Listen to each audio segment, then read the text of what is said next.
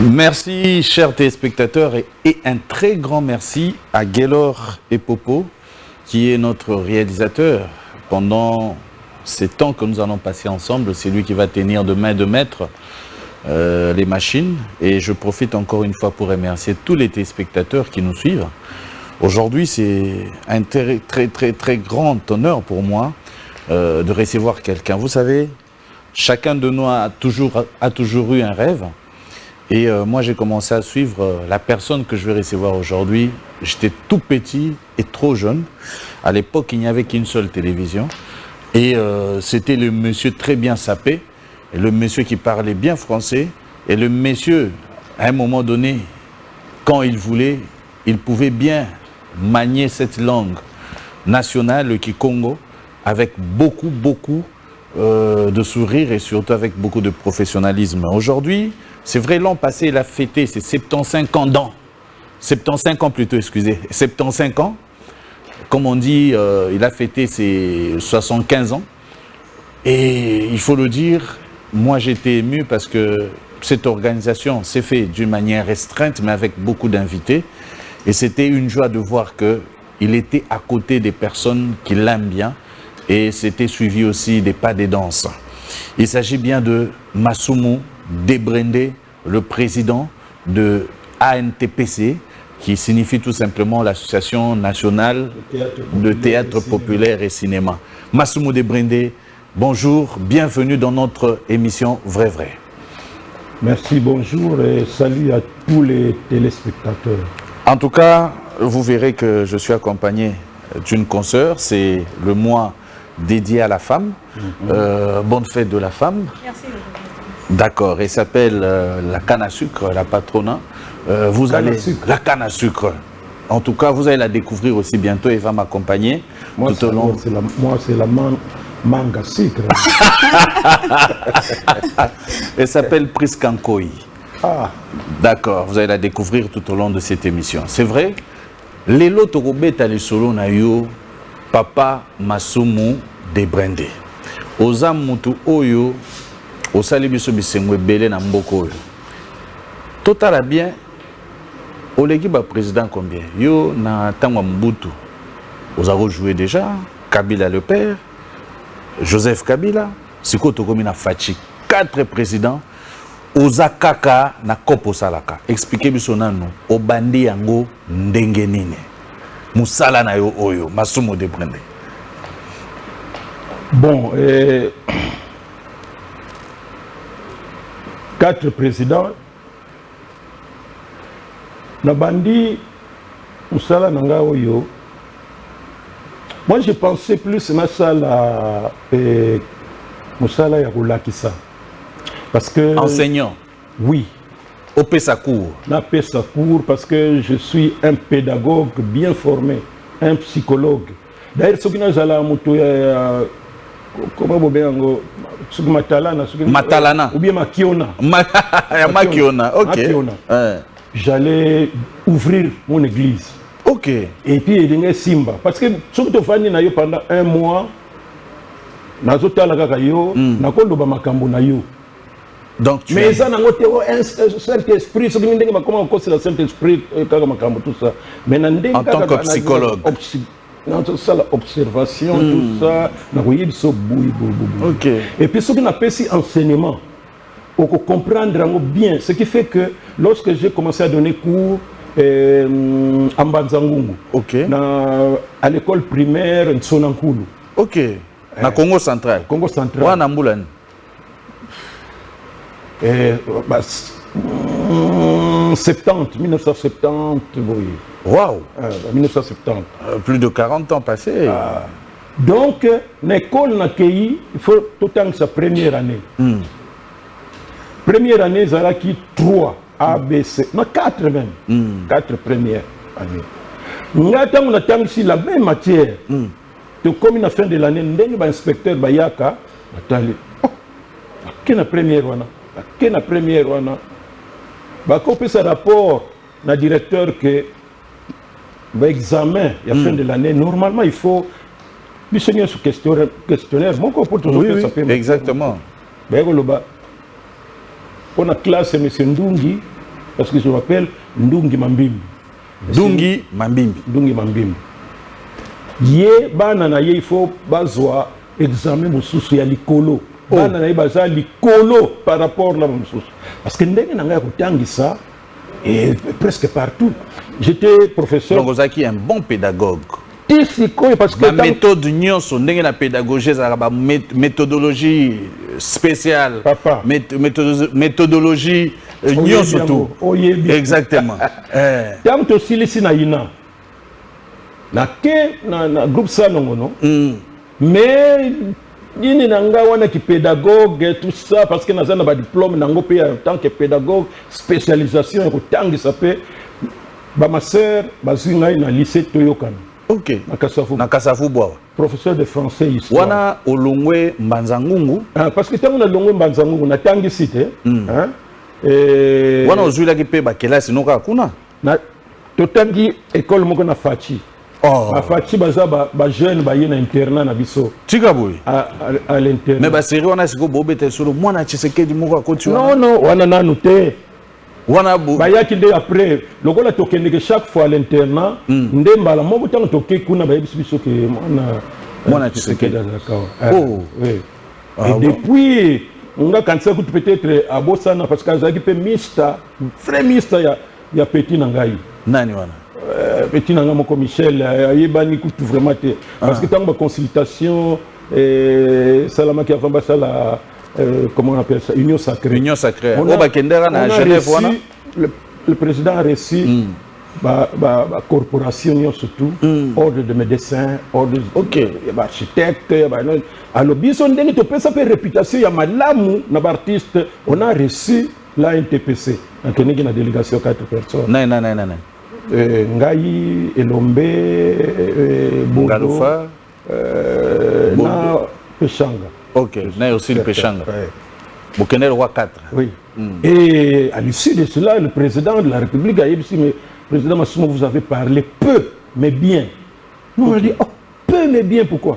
Donc bolongwe na nini tendenge na expliquer ki bino que tala na solinga na sala boy bino ba idée na bino za lobby vraiment il fallait que loba bongo ba mususu yo kuta bazo profiter ba bano on a tout noma chef de secteur te côté na biso to ministre nano ba bi yangote alors du jour c'est pas ça mais bino boy non donc je voulais seulement dire que président Fachi na ndenge na ye j'ai compris que ye kozala na batu eza ndenge na ye parce qu'il n'avait rien à gagner tant que si laissé wana abenga monsieur Masumu ngabi ini yango boye azotunanga mais ton neveu tel où est-ce qu'il est donc ayebaka déjà que neveu na yo wana donc tina vanda bonzoka ndi ayeba grave na liena mista na yeboko boye ba contact pesa la kalsute ngabi mais yo na nevango bosolaka ngabi azali bongo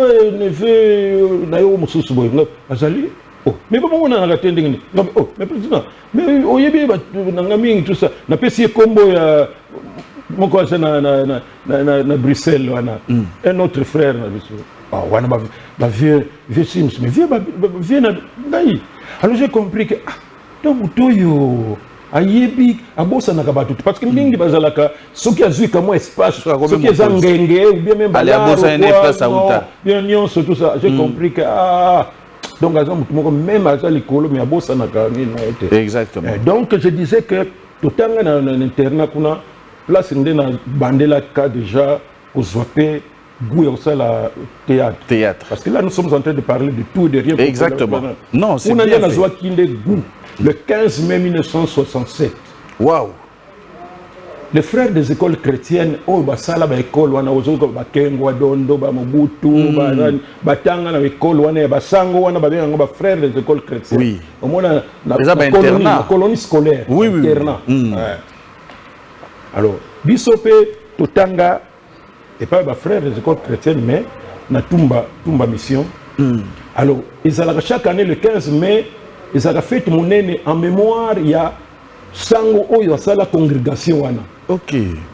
Alors ce jour-là, je ne sais pas sango na biso na ninga bazala ka observer pour tout ça là au casting ou quoi. Au monde la liste boy spectacle moko munene ko sale matala batu la farce de Maître Patelin. Et sans lobby tout ça là d'habitude ça là bien, mais maintenant auto ça le 15 mai, en tout cas il faut pas confondre que vous êtes professionnel. Très bien. On va mettre tout. Et ça la lumière, costume, bruitage, ça la tout. Tout ça là il y a malamu pour que impressionner Batou. Oui. Et ce qu'on a fait ce jour-là, les gens disent j'étais parmi les découvrir. Parmi Batou Babetela Maboko Makasi. Mais formidable. Il y a donc na zoua maintenant goût à ça la théâtre. Tout en étant pédagogue, parce que j'ai compris que ça la artiste et comédien, et ça toujours qu'on la pédagogue. Exactement. Il faut jouer pour nous couper sa matière. Exactement. Couper sa toli. Donc il y a un et tant que il y a na lobby na kotangisa na banzangungu na tangi na ina na silsi na ina na kotangisa na ba mamelo te tant na tangisi na ba mamelo wana toujours goût mais na za na groupe Salongo. Alors mais groupe Salongo yo okotyango mbulani. Groupe Salongo en 1976. Wow. Il faut ça là stage de fin d'études. Oui. Ça a 2 ans. En tant que pédagogue. Alba Poni Bisso. Non, maintenant en tant que étudiant de l'INA. Ah, wana ba époque wana ba obenga one. INA. D'abord le Banaki Conservatoire national de musique et d'art dramatique. Oui. Dramatique. Mais biso tant que yé est comme déjà INA. Ah OK. Et comme déjà INA. To Banaki na Ponka Savubu to Bani na Ponka Savubu et après Ponka Savubu ozolo baneti na kilelo eza wapi. Ponka Savubu esika stade de martyrs. Oh babenga Ponkabi. Voilà. OK. Donc place stade des Ali place ndé bâtiment qui toko le plus beau bâtiment pour na théâtre tout place au stade des martyrs eza. On a tout cassé. Oui. Oh. On a tout cassé. On a période à Mobutu. Oui, on a batonga sikoyo martyr. On a promis que bako sala biso mususu mais malheureusement sala ki mususu te. Oh. Alors il y a un toya qui maintenant awa na oui awa pembeni na Gomba ouais. Alors dans ce stage il y a 2 mois na RTNC na groupe Salongo. À l'époque aux RT. Oui, il y en a qui ont choisi baké na théâtre national. Oui. Il y en a baké na musée. Mais bon nous quand même goût ya ko sala musalango pe gabi no kenena na groupe Salongo. Et encore, il faut dire que le groupe Salongo est parmi les premiers groupes qui ont sa valeur dans la langue nationale. Oui, oui. Pendant que le théâtre. En lingala. Parce qu'à cette époque-là, moi j'étais, comment on peut dire, président de la Fédération nationale de théâtre. Déjà à l'époque. À Villa Kinshasa. Oh. Dans salle ça va concours belé dans la troupe de théâtre classique. Oh. Ba Bodo wana zomona. Bodo. Je ne peux pas dire œuvre nangai. Non. To découvrir bango na concours na zako salsa wana. Oh, wana na 1976 wana. Biso ndi to recommanda bango na INA pour que ba commencer. Soko tuni Bodo yemo il est toujours fier. Voilà mutunanga na PCP mbote place ça. Oui. Donc nazo salsa ba concours wana président mais tant to silisi na INA wana, hein. Chapitre moko ezalaki mais c'est un Perse, un blanc, un Belge. Là, c'est le théâtre populaire, oui, qui est différent du théâtre classique comme tel. Oui. Le théâtre populaire, c'est un théâtre qui est parlé en langue nationale, oui, avec des sujets d'actualité, oui, et tout ça va définir. Et puis, sens et improvisation, parce qu'il n'y a pas un texte écrit qu'il faut mémoriser. Oui, il faut et puis tant que sali sikoyo ba test na biso ya suka wana na moni mundele wana lobi yo soko s'orienter na théâtre populaire en tout cas ekozala malamu soko sali yango ekozala malamu yango na lobi ce que ça ndengona lo balamu na kene na groupe Salongo parce que bango ba bandi déjà genre yango wana donc kala wana facilité zalaki ya kokende kuna na à l'époque aux RT on s'est présenté comme il pas fait to basai la recommandation non mukanda pour que ne stage 2 mois. OK basali mukanda fait titengesa na zu yango et puis na mais moi je suis arrivé 2 jours après parce que Mr. Nangai fait Kakusa Gulunduga, il est mort, paix à son âme.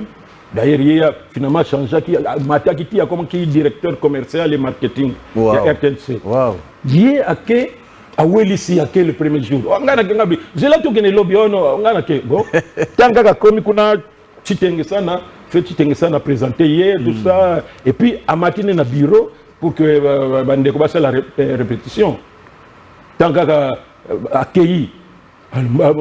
Dis papa yo yeba que yo masumu. Oh, ya binga masumu te ngai elembo masumu. Alors que wana nani a poni ba zo mfuka yo wana ba inga ba shaba ba nani bo moni kama ndezalaka balinga blayir ko wana balobi yo ko mono masumu ngati ye kakusa ye masa na wana na ye na wana yo no kete premier jour wana makamboza kuna te na yebiteke ba zo ko oh yalo binga yelembo non yo masumu oh vas-y explique et ça le problème et puis bon bah si les sim bah kei ngata mona ye bon bah présenter nga tout bon na vani nga wana bon il y a toujours continuer répétition il y a lobby dire masumu non moi c'est pas masumu je me dis que moi c'est elembo je le dis tout ni batu ndini yango non bah pesa qui comment masumu mais ça teti à tout boya alors que na groupe Salongo chacun choisit son sobriquet. Ok. Donc mutuna mutako pona sobriquet na ye. Mutuna mutako pona sobriquet na ye. Ou même ba poni liyo mais oh yezo se pelisa yo. Ok. Oh ngalbi c'est ça le problème. On a deuxième jour ok. Et tant on a tout mais alors ngana nanu te. Habité sobini ni ba bombarder ba linga ba bombarder ngai mais bombe na bango ezana pembeni wana. Bazo continuer ko bombarder na oh ngabidi orienté bombe na bino côté na ngai botika est libre botika na comme na ye lembo alors moi maintenant je prends comme Masumu parce que je ne comprends pas pourquoi il faut ça le problème c'est comme ça na zo kombo ya Masumu ok na 1976 wow ndenge wana omikote la peine à groupe Salongo na sali stage de 2 mois et puis le fait que ça on a trouvé que c'était intéressant à tout ninga mais tout le monde dit que c'est bon. Est-ce que tu ne peux pas, Kolinga, Otikala, Awa, on va t'engager oh, bon, il n'y a pas de problème. Ce qui fait que m'engager, vous en avez un âge, tu es encore jeune. 27 ans. Oh, mais vous allez déjà bien. Donc à 27 ans, on veut t'engager directement. Papa, non pas seulement qu'on engage. Vous tapez bien. Nous avons gagné. D'abord, je suis étudiant dans aussi parce qu'après stage, il faut se gâter. Parce qu'on a encore 3 mois. Il y a ça là. Alors moi, j'étais engagé 3 mois avant le SILSA. Tant qu'on a déjà engagé, tout ça, c'était très bon. Voilà. Et quand j'ai terminé, donc, aux autres ça, aux autres jouer Pekotoyo dans groupe Salongo. En même temps, inspiration, il y a ça l'orchestre Voza, Nakatia. RTNC. C'est-à-dire que quand on a la chaîne de télévision, on a RBF, orchestre RBF. Il y a la télévision belge. Il y a la belge, oui. Mais l'orchestre est interprété par Banzembo, il y a invité na bango. C'est comme vous arrêtez samedi soir, mais vous invité Musicien Moko. Alors c'est l'orchestre de la télévision. L'orchestre de la télévision. Oui. Avant de ce qu'on a oui. Yozu c'est quoi idée? Alors on a MC Bango, on a directeur. Ah, il est bien tout. Dimanche, na l'équipe, na mission Lukezo Lanti. Lukezo Kutazo Sega. On a déjà. Et si comme on a au PC Bandigoya, on a Bandigo joué déjà. Oui, on a groupe PC Salemi. Oui. Parce que j'ai fait un effort pour m'imposer dans le Congo. Malheureusement, je n'ai pas été soutenu par la maison, la RTNC. Même Bango Moko, parce que la première équipe, vous avez connu le feu. Le guitariste, il était directeur na RTNC, Andy, voilà, Andy. Un bon interprète, guitariste, tout ça. Tout ça qui na Manda chante, pardon, pas Manda chante, Manda Cheboa, qui est DG à Sisiba. Chanteur nanga ténor. Donc, Bangonion se tourne. Mais j'ai constaté que bazo pesa ngo importance mingi te ba répétition bazo sala kwa balingi kwa bayeba te suke loko na bandi na suka na nzela. J'ai récupéré mon idée. Maintenant au lieu que ezala orchestre donc na sali voza wana batu bazo sala ne ko négliger. J'ai récupéré l'idée. Oui. Maintenant na sali yango vraiment orchestre comme tel. Oui. Tozo beta na ba mariage, tozo beta na ba cérémonie. Wana yo mo zo yeba. Papa nayebi kutu te na kikongo babenga ngo mpeve. Mpeve. Nayebi te esprit ce que wuta wapi. Parce qu'à l'internat c'est vrai que ceux qui ba tozo sala ba fête yo wakaka concours à chant, tout ça. Bon nga pe par aventure na zako pe ça peut kombo nanga et je me rappelle que Malamoko na pe ça combo et puis na yembi et comme membre jury au pesi combo po oyemba po na yemba redis-moi Mallory la chanson que tu m'as chantée, la chanson de l'été dans le bleu du ciel irlandais, tu n'avais que 16 ans, moi j'étais encore un enfant. Et la nuit qui venait, alors on a bana tiki tala, bana tiki na salle de fête, na ba sango na bis. Oh, bibi le premier, yamana bazobenga notre ambassadeur. Alors donc c'est comme comment ba PV wana ezokeli ngai. Na ole la ka PV. Na bani ko recruter Balofombo. Oh, Tikaboy. Nguma Lokito. Le grand bâtisse. Nguma Lokito. Papa, tout na bango. Nguma tisi quoi tout na pèse. Tozon sur orchestre mokoninga. Et ça na congélateur, on va voir. Soko tuni Lofombo. Soko na ba témoignage au Akobo Sanate.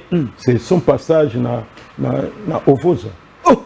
Petit moko ya ba 3e année secondaire boy. Ayaka na ba répétition na uniforme bleu blanc. Oh, tozo kota studio na VVS na VVS interne na Victoire. Oui, studio yemoko VV na manette.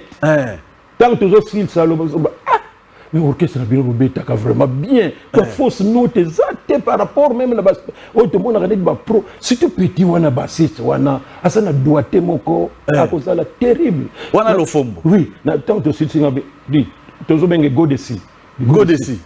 Nani est déjà lobby que oui donc bomba yango que tu seras un très grand parce que ndenge des gens sont bêtes exact kitoko maintenant il comme un problème à kotia combo maintenant confirmé Ficaré le soliste actuel il y a Maître Ficaré un garçon très discipliné a eu diplôme na maboko na tika donc tango zo longwa ke kuna Maître Ficaré Lofombo a eu diplôme d'état na maboko na ngai tango zo silisa c'est pour vous dire 3 ans 4 tango zo silisa akena empire bakuba nani Ogilutula along nani MNA il faut qu'il ne poto ba musicien bazate tout ça na monika ka aye ko yebsanga non presque nani MNA azo qui ne poto mais ba musicien bazate azo luka soliste tout ça ngabi c'est quand test hôtel le jour bon aye répéter dans le répertoire puis il est allé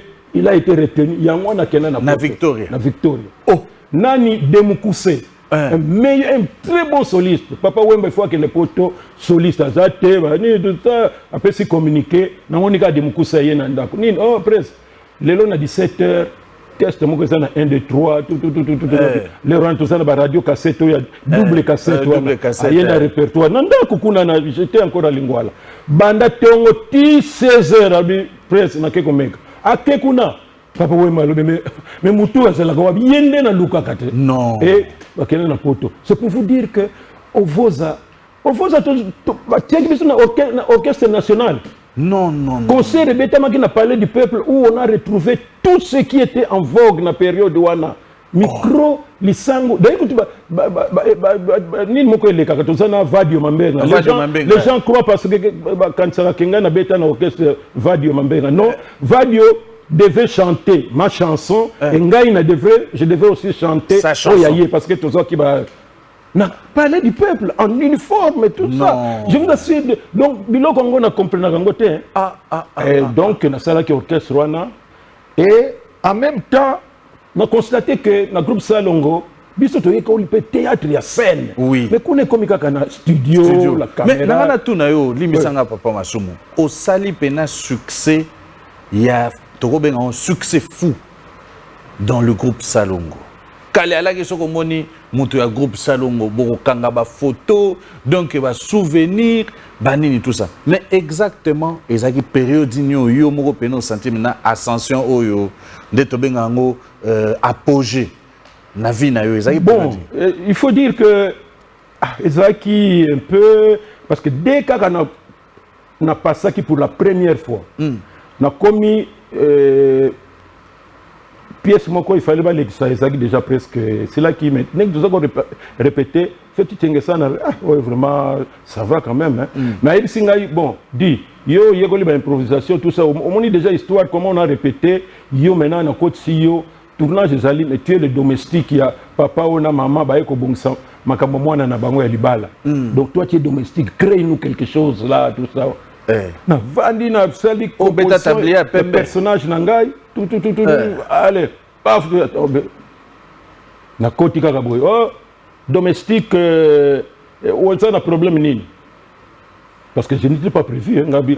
Non mais na moni boyokani les deux familles que la femme va à kozonga na libala mais ndenge nini famille ya mobali ntaba o ba memi wana sana makwanza trop est-ce que vous avez pu vérifier cette partie là et ça l'impact lokola tant que ça là na papa wemba kamwa nini wana c'est parmi ba séquences au ba mona la vie est belle on dirait l'équipe oui. Donc pour vous dire qu'il n'y a pas de petit rôle donc na katia la vie est belle yo pose la kawana oui donc c'était dans yaki na baneni tolo ba ascension wana pe memi bon tika oui on y fait la 83 84 au moni sikoyo tant que zo mata tout ça papa tu que ça là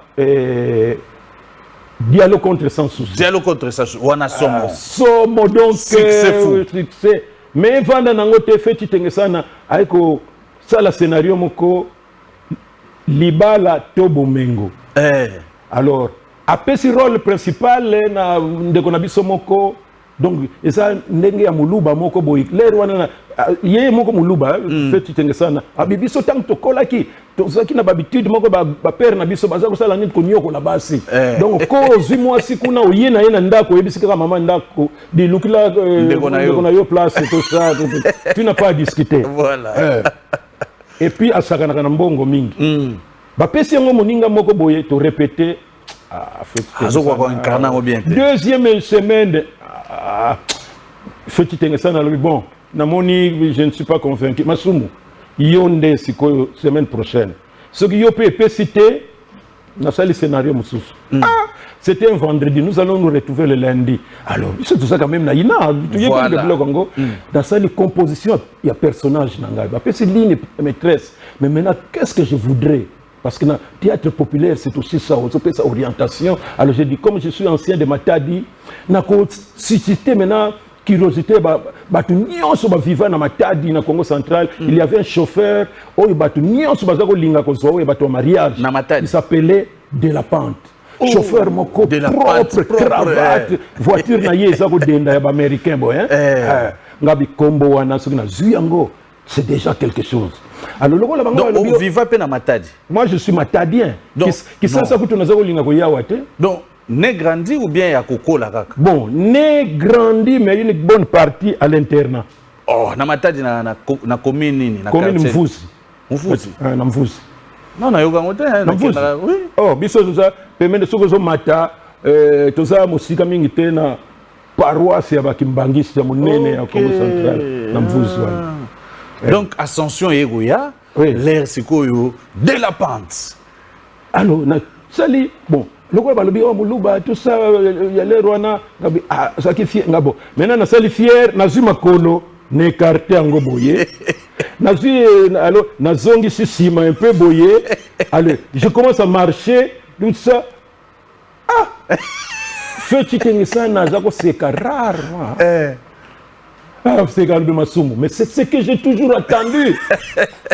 Ndeni osali boye et ko sala l'impact makasi na public tant que tourner ngo kaka papa et c'est lui mbala moko siksango memelinga problème on a sali ngo pour la deuxième personnalité ya deuxième république. Oh oui parce que na parti état wana sikoyo na Zaïre Oui. Bango bazako contrôler mamunyo soko mekika Oui. café lo kwa mukebu. Oui. Ba convoquer. Si on est dans makambo ya démocratie, n'importe qui peut se réveiller chez lui. Là, azokuli ya kwanga na tongo mais na 15h il va ingérer les autorités, Oui, oui. tout ça. Non. La deuxième république, ce que sont les cas, okoloba makambo. Et puis ba c'est on a TV zaka moko. TV zaka moko et Wana puis siko bino bobeti de la Brazza pente. de balandaka na ya awa. Na ya awa.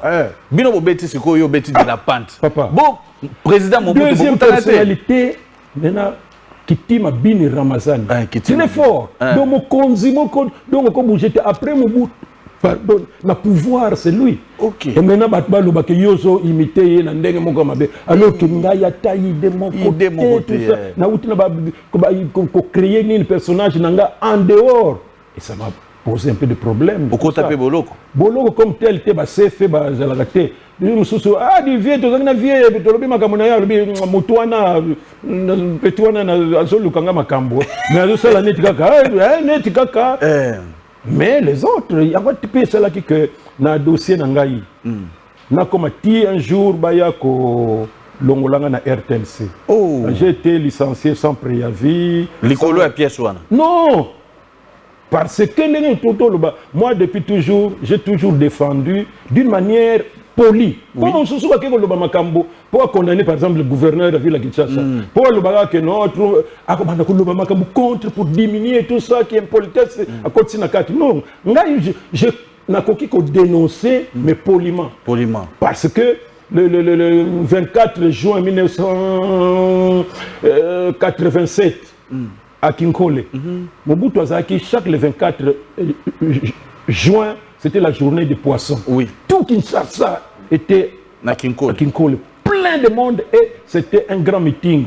Azo pesa état nation, kolobela tout. Mais plein batondi, azo loba, azo lobi nga na batu kuna na kati na sali boye. Yes, il avait vraiment mis sur il y a aigle azomona loboko kuna wana Mobutu oui bon lekisa mutu wana kasi mutu télévision nini yango nzela papa comment comment on a vana matana bato wana ba garde corps wana ba béret rouge hein place elongwa o ya fuyanga na gauche na yebi te o ya fuyanga na droite na yebi ko fuya dans quelques secondes j'ai été donc ce qu'on a na moralité au kokosute ko mataka na so mata wana papa tala bat wana butukelemi mais qu'est-ce qui se passe, mon ministre, premier ministre, on va reconnaître, on a mon TV, mon théâtre. Oui, mais il y a maintenant Sali. Peut-être, Banga qui peut-être sinon quand ça m'a qui on a quoi. Tali. Nabandi, non, président. Ngana yaka chaque fois ba meeting yaka. Yoka ce qu'on remarque nanga poli, ce que les autres battu siko bazoye batte. On dirait balinga bakanga bango pour que balo basoki ndenge nini. Yo ngana so la remarque na président république en direct à radio télévision. À l'époque Mobutu très fort yo ko loba nini. Président ngana assistaka na ba meeting nyonso mais je constate que makambo lobaka ozo revenir nango. Cela veut dire que mibeko bozwaka et ça y a bien. Pour Makambwana, qui s'y continue à écouter mon konzi, tout ça. Je n'ai la kango toujours. Bon, décision est bien Zouamaka, mais suivi à la gâté. Donc, ceux qui ont revenir, l'année passée, la décision est bien, mais. On a eu un Mobutu. Toze ya kotelema ya za kotelema awa nga ya kotelema awa ba mikro ba tiele biso na ba soda pembeni soda ba tele ba tunyo obita una silisi atalinga yoga réponse na yo na yoki yo mbuta mutu c'est la phrase qu'il a prononcée aloba mingite na yoki yo mbuta mutu boko kita kaka nazo kita masomo vraiment yo ça les ba remarque vraiment boye tout ça mais biloko na lobby eza bien pour na mboka et puis il n'y a pas eu d'injure ou quoi na diminuer tout ça na vie na kutana pena Mobutu ka mbala moko wana esili non kutana pena mbala misusu non parce que j'ai même été décoré ngana chevalier de l'ordre national de Léopard. Très bien. Pour komi kitsa le kangai pour so bolingo sambi sangai naza na ba juridiction oyo na bokoki ko kende na ngai te faut le kolo Oui. Je suis chevalier de l'ordre national du Léopard. Bien décoré. Décoré dans le Bonne année. Oh, 1980, il faut dire 87. N'habité sur Bio, Théoua déjà, c'est un beau tamis. Ah, heureusement. Alors, au moni, donc, voilà, mais bateau mifiti, bazo comptabiliser, mais yépé, pourquoi qu'on le baboye? Parce qu'il y en a qui n'aiment pas quelqu'un qui contribue positivement, poliment. Tant que consultation populaire, on dit dans 90, président de la République, ayoki ke non, dès que la constitution, tout ça, non, n'a qu'une province, n'a qu'une yoka version nini vraiment bazo démocratie, on ne comprend pas. À quelle province, maintenant Kinshasa. Comme toujours, j'étais le représentant des artistes d'une manière générale, mais artistes comédiens. Oui. Retenu parmi les 33 intervenants, parce que mes médecins, Bazali, Banini, tous ces artistes, moi, je suis là. Papa, tout Banini, à 10 heures, tant que comme il y a 13 heures, on constate que presque tout le monde commence à dire la même chose. Okay. Protocole à l'objet, non, tout tiki, parce que. On a dit, oh, non, moi je veux dire mieux, pas mieux, mais plus que le bateau. Bon, parce qu'on donnait. On a accordé 10 minutes. Oui. On a 3 minutes. On a terminé. Non, papa, on a un micro. On a bandi pas, na lobby. En tout cas. Papa, quand j'ai terminé, Moutalinga ko lobby sangate parce que bazol mon suspect. Alors que des choses que j'avais dites là, eza biloko moko yangonde. Poliment, tout ça, tout.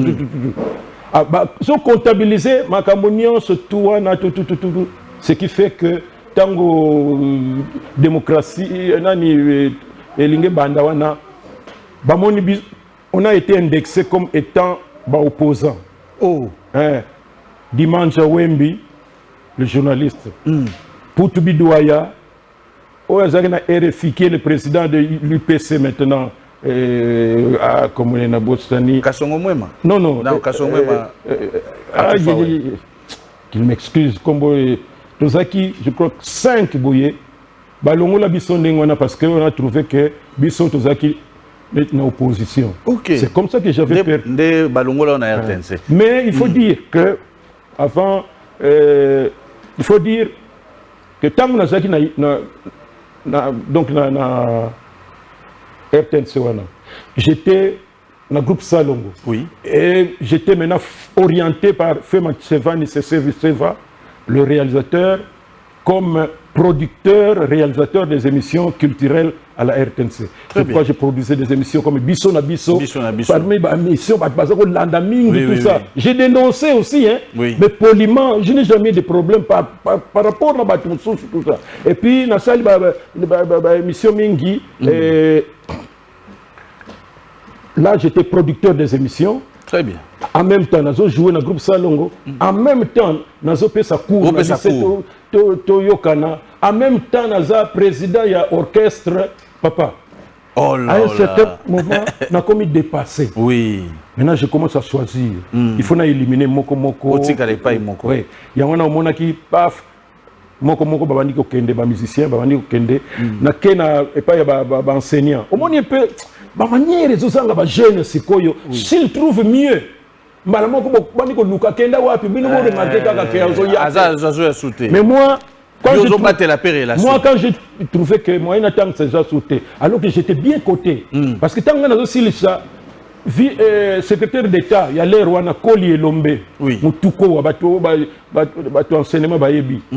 Bah boy tout ça remarque ça c'est ma mais il y a pas ce cours boy on remarque après que c'est lui mais Azan grade ninwana Nazaki chef de bureau le lendemain bah lobby devient chef de division donc na comment qui mais Nathalie ba grade de l'équebele na ke pas un Nkulu qui était responsable coordonnateur et enseignement catholique à ville Kinshasa na ke ko déposer ni nanga comment ça mise en disponibilité pour que à tout moment ce que na ligne ko zonga na zongi na comme ça malheureusement na zonga qui le saute. C'est vrai, je vais rappeler aux téléspectateurs que en tout cas Nous sommes richement bénis aujourd'hui parce que nous recevons Masumu Debrende. Il vous a parlé de sa carrière. C'est un artiste. Yo to benga nani comédien, to artiste pour la définition cinéaste. Yo za définition. Non, moi je suis artiste. Artiste. Je suis artiste. Comédien. Je suis artiste comédien. C'est ça qui englobe.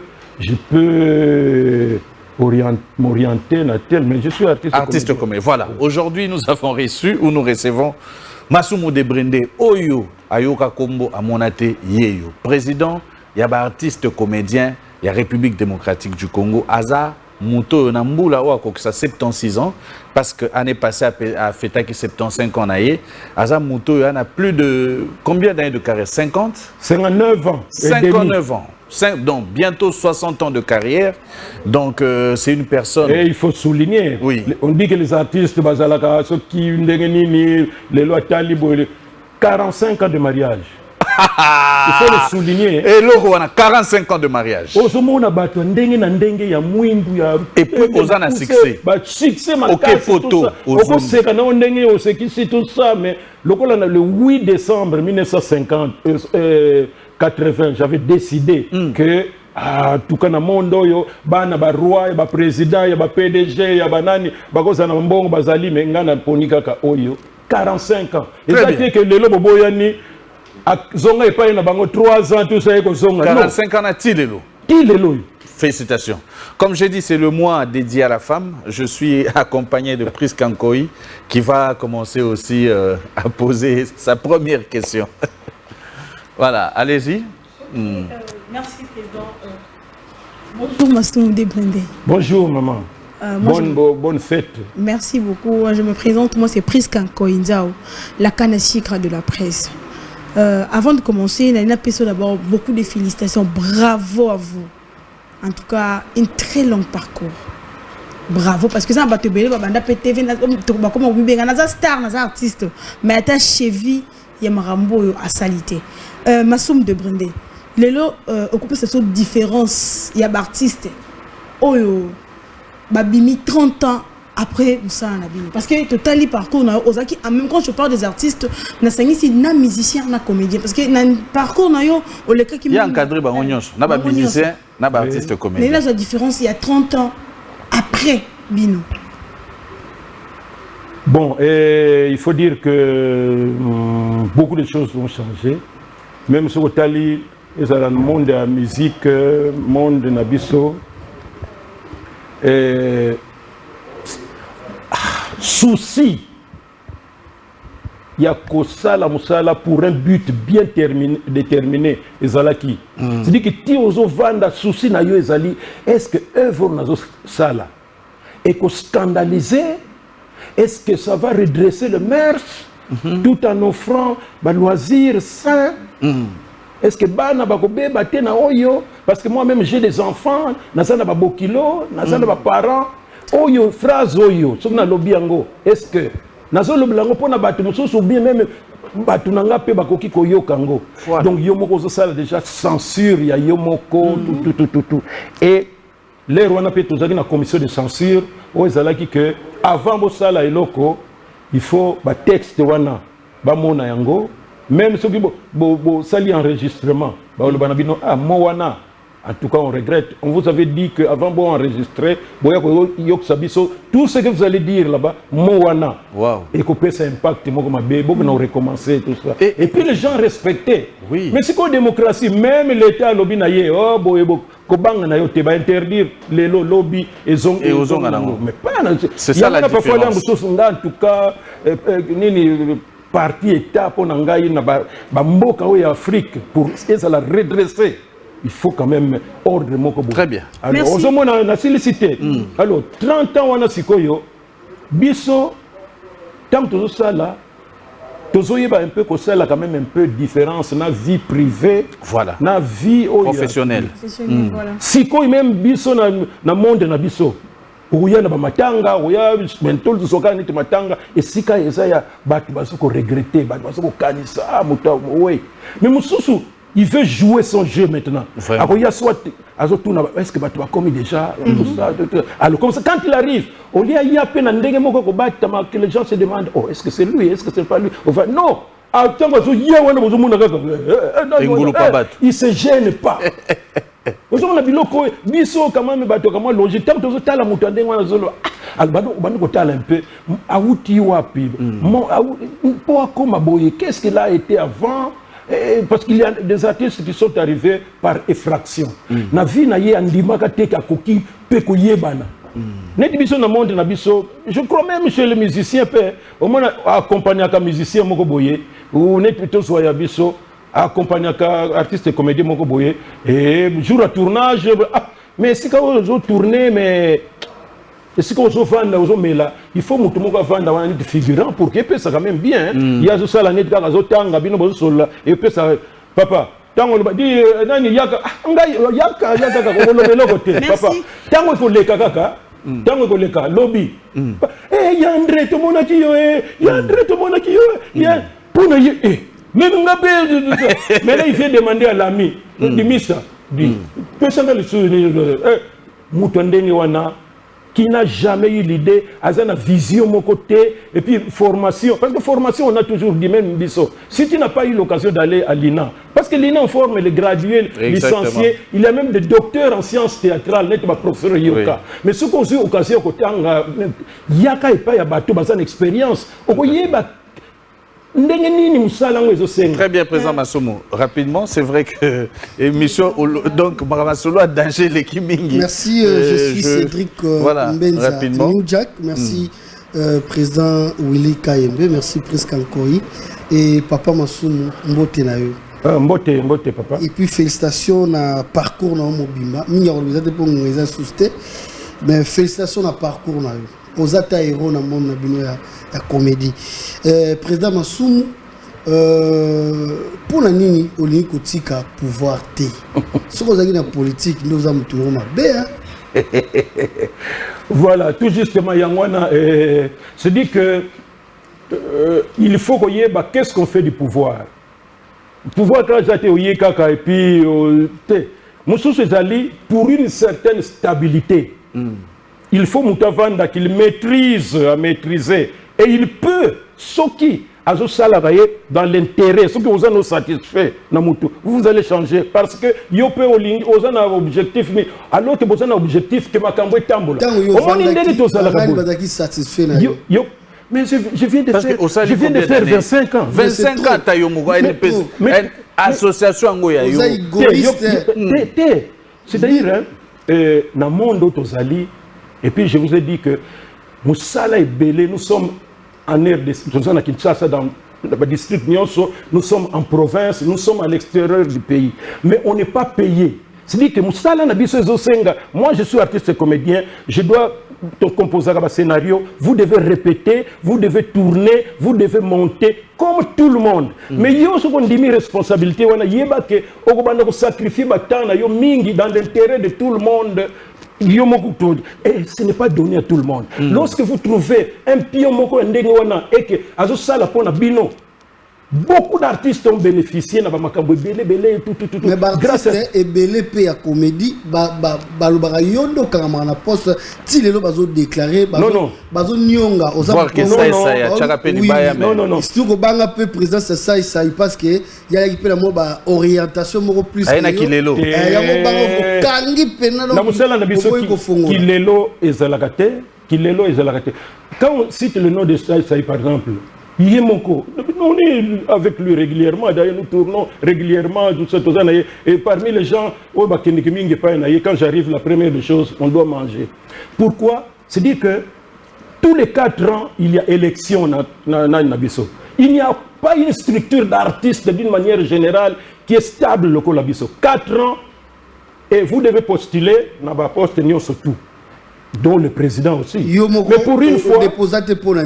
Non, moi, tant que ce qui est Sili, c'est Sili déjà, papa Massou. C'est là, Sili, c'est 25 ans. Et puis, tant Sili déjà, et puis pourquoi vous avez un complexe? Vous avez un complexe, il y a un artiste à la photo. Ce que vous avez se réserver, vous êtes très calme et sérieux pour que vous avez déjà évolué, mais les artistes qui ont un complexe. Souvent, il y a poto, vous avez même un problème. Rien du tout. Oui. Moi, je pars régulièrement à poto, na mona bango. Différence que les parce que bazan na poto. Ils ont le biso, tous un artiste bazan na matadi. Donc, on a matadi na biso différence les parce que moi je suis de la capitale. Mais la réalité na biso les ali. Alors je voulais dire problème il y a ça je termine par là. Alors chaque fois que tu comme maintenant élection au moins on a poste de présidence donc na lobby ça vous demande beaucoup de sacrifices. Ngana tiki na ngai. Au moins va voter ba boni. Ah. Mais il n'y a pas de candidat. Président, pardon. Tolingite ni pansana tout ça. Ce qui va bonde linga na ye. Oh ba yebi fonctionnement. Oh ce que yoki mutumoka zolo ba oh. Donc il est en dehors, yebi nente. Papa, place bangal far ba sali banane ba bodo ba ni tout ça pendant tout ce temps et puis bango vous vendez ka boye. Des intellectuels batanga banini tout ça ba yebi. Merci. Merci beaucoup Papa Massou. Côté balobi bino bozo la ba comédien ka yango wana o intellectuel té niveau d'études banini yango bino bozo bokanga poste yango. Non. Merci Papa Massou. Rapide parce que merci beaucoup Olingo Pesa rapidement s'il te plaît comme ça il part. Surtout mes sincères condoléances à Sébastien Mazina, tout perdre maman na biso. Sébastien Mazina, Isabelle Miguel. C'est ça qu'on laisse l'émission vrai pourquoi pas mbote na chance makese José Mavambo tel d'homme na Banzangungu Noya Loaga NL Papa Chef Talambote Joyeux Lukoki bambote no ebele. Merci beaucoup te présenter ma condoléance na biso pa Sébastien Mazina oui rapidement parce que nous sommes en train de chuter. Bambula nyonso ebele sali la carrière nyonso sali Rosa la président et l'autre moni théâtre c'est comme le copamba cause artiste et comédien na Congo et comme il faut bimisa vidéo no mo ba comme ben mutakaliser et puis na katika théâtre wana tozomona la rancune ezo poussa na bané ba comme même ko bunda l'autre fois na matanga ya héritier Chilumbai il y avait bagarre contre Moutasila na Mouta Belleville il tant que président pourquoi bolongo la censure wana pouvoir ils ont un pouvoir te ko tcha lo mo boy soit boy na boy to ko sala boy pour da débat on est ici là. Et puis pourquoi est-ce que l'artiste il faut qu'on va publier nu? Non mais je crois qu'au début j'ai déjà dit que tout comme artiste il y en a besoin de prédisposition et puis de formation même la classe. Un artiste oyo atanga na oyo atanga te différence et analyse et comportement ezalaka. Koko ta classe n'est pas le bagage à côté on yeba à carré fois 3 quarts non koko ta classe est discipline quand on dit croiser les bras pas kolobailo comme côté pas marcher pas et pesa comme tout discipline moko ya comportement ce que talipe batu bako bunda na matanga ce que landeli très bien en tout cas c'était normal ce que mutu a discuter yete c'est pas possible pourquoi parce que mutu na mutu et biso makamongo e bandaki je crois que tant que bandi wana, on a dit la première des choses que allez na tribunal. Beaucoup de dossiers à l'okuna okunakuta ndenge ba pardon ezopesama pour que ba retirer ba dossier mbala moko discipline. Mais na côté na bino basinde sikoyo. Mais aux président je suis en train d'atterrir na côté na bino basi sikoyo mingi bazan esprit net kaka ba mema makambo ba musicien pa na biso. Biso tout ça na makambo ba musicien te o ba finga naka ba sala naka soki nini soko ba wela sana ka makambo nini tout ça ba zana ba passer na bango soki nini te biso to lira quand même ko sala un peu nini alo ba fanatique qui sont même pas fanatiques on dirait ba musiciens ba supporter ka batu ba nini tout ça o ezali ba comme ya kan o ba comme ya kan o lui-même par ça yemoko ba artiste il devient impuissant il s'étonne que groupe moko ba zo défendre ba makambo moko yemoko zo kamwa il sait pas maîtriser ba toi to zebi sabango papa ou bien maman yeba que aux la responsabilité yebi sa batu na yo que toi tu n'es pas mais en tant que président il y a des sanctions qui sont prévues par rapport à l'agissement Missoussou. La première démarche Touzaganango, on appelle papa. Parce que ce sont des fanatiques que nous ne savons pas maîtriser. Oui. Parce qu'il y a Batouana. Non, mais Missou, par exemple, artistes et comédiens, mais bon, soutenir on a des artistes et comédiens, mais ils sont en même temps des fanatiques en train de insulter d'autres artistes. Mais chaque fois, en tout cas, ceux qui est comme les bisso et tout ça, toujours la souka na biso ezali de justice parce que bato pesa bato toli bansu baza bakata comment bakata mutu so bayokaka toli te mais bato ya o baza normal ndenge na mutu loboza père de famille yo mwana mwasi d'abord tango motakalise soki nini bozo tsala papa nous on a fait tout ce temps 50 tout ça atali nzaka nanga kaka balakisa ngo nante mais maintenant yo maintenant ta quiz basi na biso wana ta quiz kaka oyo komona ngo te tout ça bani mais sikoyo. Cela veut dire quoi? Cela veut dire que Moutou a ça d'abord, il a senga yo, la qui ça y est, il a quel niveau? Il a quel objectif pour que yo maintenant, au côté na niveau pour ce qu'on tu ne peux pas dire, oh chérie, mais tu viendras gier, qu'est-ce que tu vas en faire? Pendant que toi-même tu sais que un jour ça peut te coûter cher. Mais aux salango donc vous avez sensationnel négatif et nous on ne peut que regretter cela parce que biso makamwana toyeba kiangote et ce makamwana ebimi nous encourageons bofunda. D'accord, nous sommes vraiment arrivés à la fin. Nous sommes en train de saluer Jean-Didier Mokili, Mokonzia Tchangou, Maître Magloire Bongi le minier, Dou Massango le minier de la part de Jimmy Sita. Et le pétrolier Hugues Boulamoko Nancy Isipa, maman sociale. Je profite pour remercier encore une fois de plus celui qu'on appelle Mont Sinaï, Sylvain Kitemo, à partir de Kimpese, je te salue. Merci encore une fois de plus à Maître Didier Monangui, le fils de mon père. Docteur Patrick Kapassi, docteur Emery Niati, je vous salue, vous êtes très nombreux et je salue toutes ces personnes qui nous suivent toujours. Rapidement, un mot de la fin, parce que tu as Papa Masoumonde à conclure pour tout ce qui s'est mission. Merci beaucoup, mon frère. Mingia ou le baiser, mais toi, on a choisi faute de temps. On a profité de Sakara. Merci. On a dédicace à notre gouverneur de la ville, Monsieur Grasse Bilolo. Je vous salue. Pourquoi pas avoir aussi, vous aussi, Monsieur Kodiambete, Dominique Kodiambete, le maire, Monsieur le maire de Matadi. Merci et bonne fête à vous, ma maman chérie Frida Kissimolema, Yankoumounor Bamolema. Merci à Jenny de Lutula, mon habilleur de luxe. Merci à toi aussi, Fortina. Merci beaucoup à Willy Mouchen, le véritable code. Le véritable mécène. Merci à Théo Zambo. Merci à Charlène, merci à voilà, Papa Massoumou, un mot de la fin, rapidement, en 1 minute, comme nous sommes arrivés à la fin. Théo Zambrota. Bango bakutana kaka na ba musicien na ba Mbalo Sombo dira Kangabwe. Ambalo Sombo. Donc là. Biso atako to sala ba 58 ans oyokate Théo Zambrota tindiro ta mutu moko boye tala boye. Rapidement oui. Enfin, il faut toujours vivre l'espoir. Exactement. Et comme Willy Moucheni, un jour au moins, Nana Mona qui était et il s'est comporté comme il devrait se comporter. Oui. C'est bien. Nandi Gilles Alinguet. Gilles Alinguet, inspecteur.